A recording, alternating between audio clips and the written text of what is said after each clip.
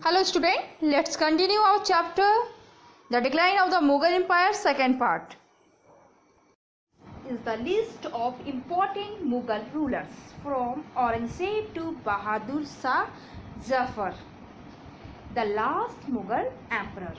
First Aurangzeb, he ruled 1658 to 1707. Then he was succeeded by Azam Shah, who ruled only for a few months in 1707. Then next Bahadur Shah, who ruled 1707 to 1712. Then the next Mughal ruler was the Jahandar Shah, who ruled from 1712 to 1713. He was succeeded by Farrukhsiyar, who ruled from 1713 to 1719. He was succeeded by Muhammad Shah from 1719 to 1748.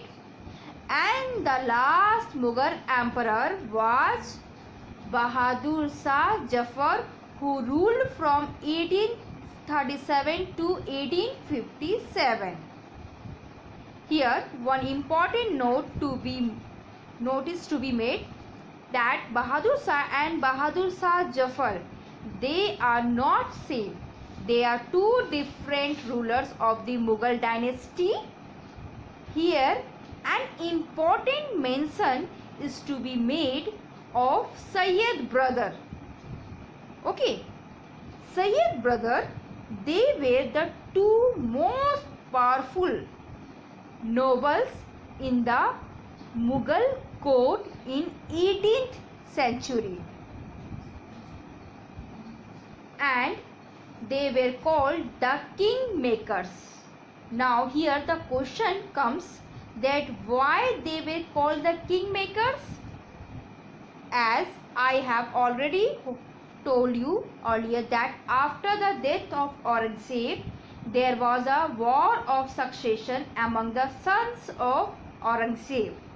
Finally, Bahadur Shah won the war of succession, but he was too incompetent to suppress the Marathas and the Rajputs. He was succeeded by Jahandar Shah in 1712 CE, and this was the time when Sayyid brother, who were powerful noble, to became more powerful and were come to known as kingmakers. They removed Jahandar Shah from the throne and made Farrukhsiyar the next emperor in 1713. In 1719 CE, Sayyid killed Farrukhsiyar and made Muhammad Shah the Mughal emperor. Muhammad Shah was succeeded by the Ahmad Shah and Alamgir to rule, but the later Mughal was not capable as the great Mughal. They become puppets in the hand of these nobles. In this way, the nobles were playing a major role in king making, and hence they were known as kingmakers. Next cause for the decline of the Mughal emperor was the military weakness. The military power of the Mughal empire rested on the two systems devised by the great Mughal Akbar, the Jagidari system and the Mansabdari system. But the system began to collapse under the negligence of the later Mughal.